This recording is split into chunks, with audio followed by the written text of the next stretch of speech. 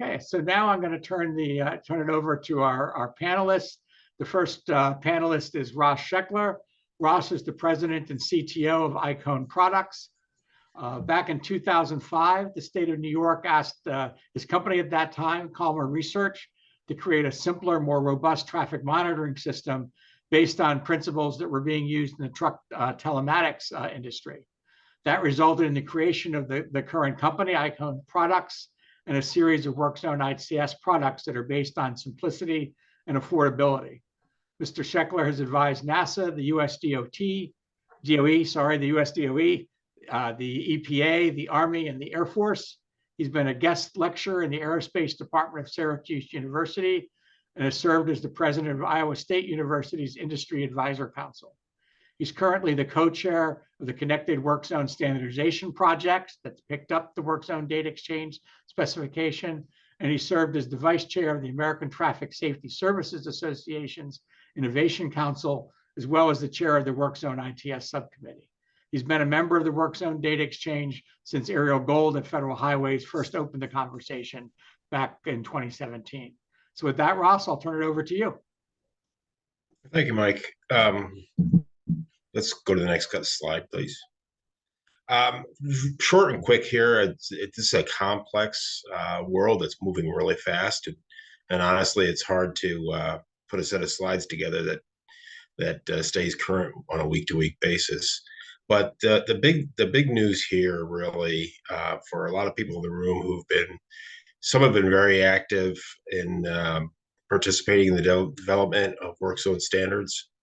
Some are kind of watching from a distance, and what we're seeing right now, and part of the story is that this story is really coming to a head. We very much have a maturing industry around the generation and dissemination of WorkZone data. We started out with, honestly, a bunch of us started out using whatever standard we needed to talk to Waze. Then 2017, 2018, Ariel Gold got a bunch of us together and said, okay, let's put together under JPO a data exchange standard, very, very roughly modeled after the transit data exchange standard. So it's not at that time, it wasn't a standard, it was a spec. WZDx version 4.2 now is a specification for the exchange of data in two different scales, in the overall WorkZone data exchange, and also in the subset of that, which is a device feed. But understanding that specifications don't necessarily have the infrastructure under them to have a multi-year life. As we finished up version 4.2, the FHWA contracted with ITE, Neiman, and AASHTO to turn this specification into a standard. And over the last 18 months or so, we have been working on the documentation and the language behind a standard for exchanging data on work zones. This is being accompanied by standards on incident response and standards on other things of that nature, all supporting one another.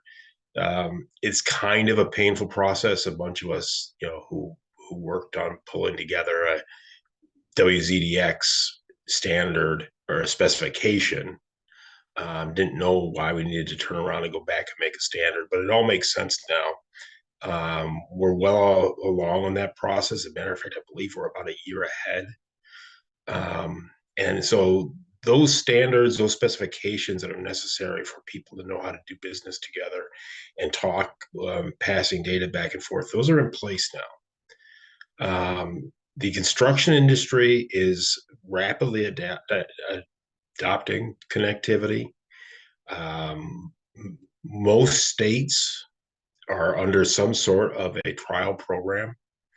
There's private sources of the field data available.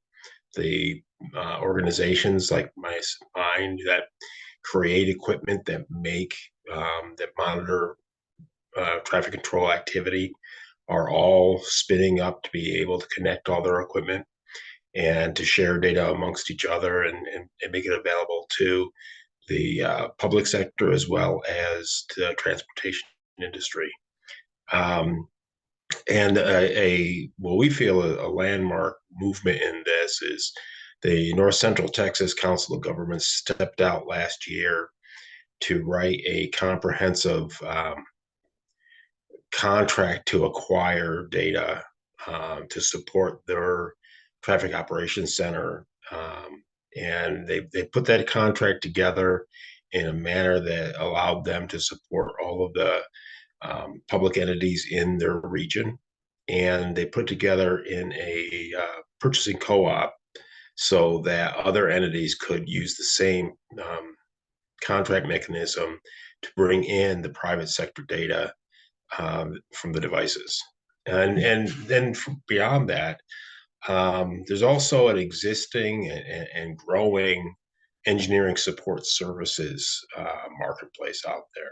There's a dozen different companies who can come in and aid agencies in putting together a WZDx feed and then managing the process going forward.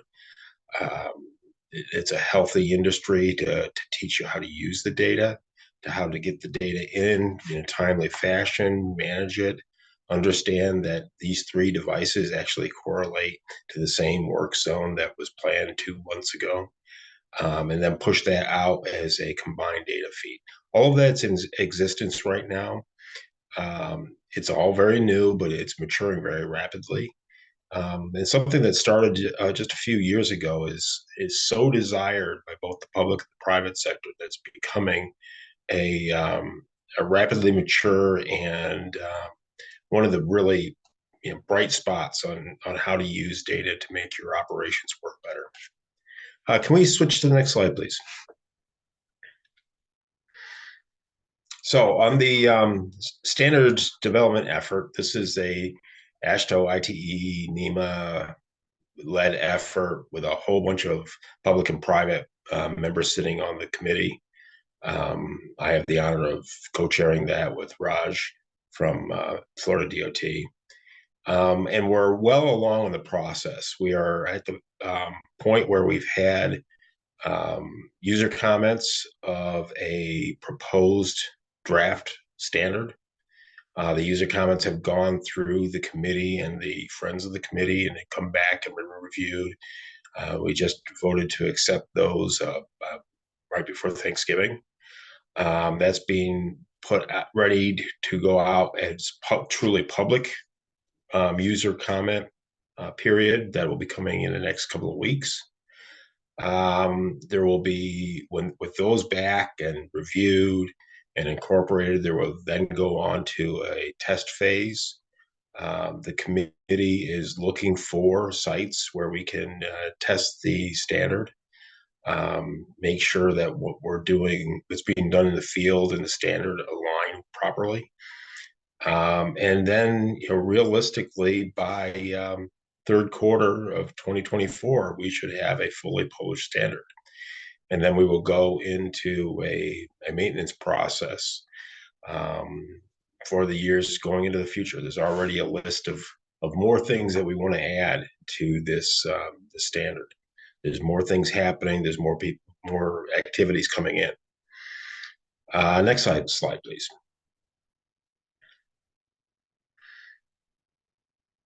So this is a little bit of an old graphic, but this is for those of you who aren't well versed in WZDx. I encourage everybody to just put in your Google search bar GitHub WZDx. The site is actually really solid. An immense amount of work has gone into this.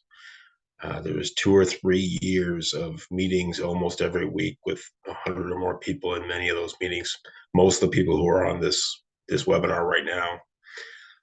We're now at the point where I believe there's 22 or 26 entities that are publishing a WZDx of one size or another. So this map is a little bit outdated. And We are also seeing 2 or 3 national publicly available device feeds to support the WZDx feed. And with that, I would think it's worth just going to the next slide and just talking through one time exactly how the 2 feeds support each other. On the left, the top, every agency has some sort of a work plan, planning data that typically populates the agency's 511 system. And that's your project is scheduled. This is the name of the project. This is the road it's going to be on. Here are the contact points. Here's the type of work it's going to be. That can all be put together in the WZDx format and published in a common format that anybody can go and pick up, public sector, private sector, and be aware of that planned work that is going on in each of the jurisdictions. But as we all know, and as Mike mentioned, that's planned work. And planned works means that we're going to pave somewhere on US 20 in Iowa in the month of May. But we don't pave 24 hours a day, 7 days a week, and we don't pave in the rain. So the reality is that the plan is not always up to date and up to the minute. And yes, much credit to Massachusetts DOT. 7 or 8 years ago, they started to ask for standard for information from traffic control devices in the work zone. And it became obvious immediately once we started WZDx that the planned work was going to need to be supported with real-time information from the field, source of truth, so to speak. And so there is a second feed, which is subsidiary to the WZDx feed, known as the device feed. And this is a standard for the basic traffic control devices, how they're monitored and reported on to support the planned activity. Think of this as the arrow boards and the message boards on your job, the portable signals, markers for the locations of things. These are the items that are reported on in the device feed. And that information supports through a software algorithm the location of an arrow board that's on the side of the road pointing left and active right now is associated with a planned project. That project can be then updated, and that updated project with real time, yes, the lane is closed right now, updates the WZDX feed and is passed out to the world. That's the basic structure. One of the things that we've learned, and once again, credit to Iowa for getting a saturation of equipment out there very quickly. Basically, every arrow board in the state of Iowa is a connected arrow board now. And we've worked a lot with Schuyler and his team at Iowa State University. And just looking at the kind of data that's out there. Because one of the things that happened in Iowa is they went through, the DOT worked with the industry, met extensively with the ATSA chapter, and said, we want to do this. And spent about 18 months getting everybody ready to do it. The industry was fine with it. Everybody's playing by the same rule book. Everybody's going to have the same cost. Costs went up a little bit on the rental of an arrow board. And the state announced that October 1, all interstate jobs are going to change. And they meant it, and the industry believed them. And within 9 months, every arrow board in the state of Iowa was converted over and ready to go. And what that means is all the rental arrow boards out in the private fleet got changed over. So not only did all of the state jobs become connected, all of the county and municipal jobs use that same fleet of arrow boards.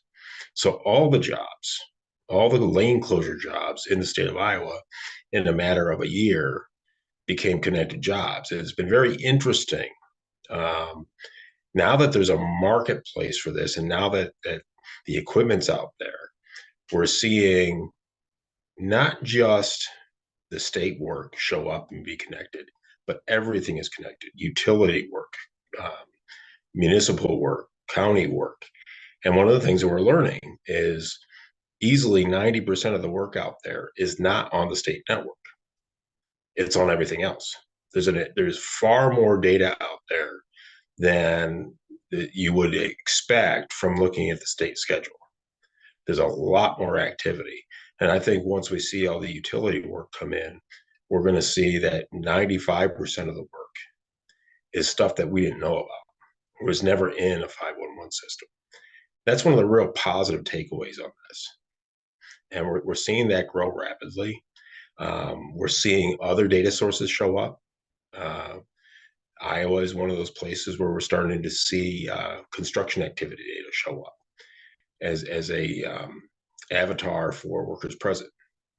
We're seeing the construction equipment move around. We're seeing dump trucks show up. And that's, clearly that there's workers there and doing things. New data sources are going to continue to emerge, but this is a really rapidly growing space. And it's going to be something that we're all going to have to work together to make it so it's a viable, not just a viable technology area, but a viable business area. And as long as everybody's benefiting from the safety, from the economics, from the improved operations, this is going to continue to grow, because this is one of the things out there that really helps people. So with that said, I've taken 4 slides and made them last 20 minutes. I apologize for that. I would like to hand this off to Skylar. The work that Iowa State University and the C-Tree Group have done has been fantastic. And he's got a good story to tell. Thank you, guys.